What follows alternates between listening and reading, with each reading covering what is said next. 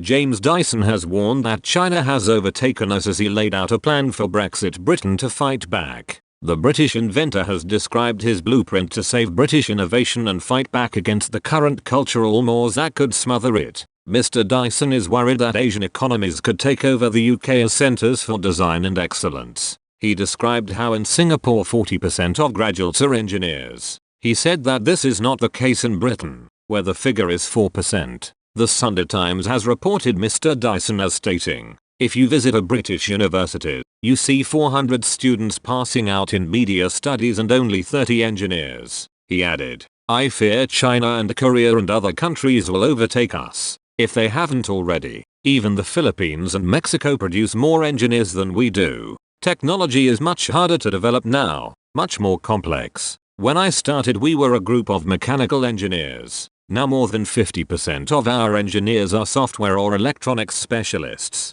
There are also fluid dynamics and battery experts and other scientists. If we're not producing those people, we're going to get poorer and poorer." Then the British inventor outlined the ways in which Britain could again excel in these areas. He said, "I think as a country gets wealthy it tends to forget what made it wealthy, namely developing technology and manufacturing and exporting and creating wealth. It tends to prefer cerebral activities, everything else almost, bar the job of designing and developing technology and actually making things in a factory, which I love doing. I find it very exciting and quite romantic actually, but no one else does. I've been at parties where people say, 'What do you do?' I say, 'Well, I'm an engineer and I make things.' They walk away. It's disappointing."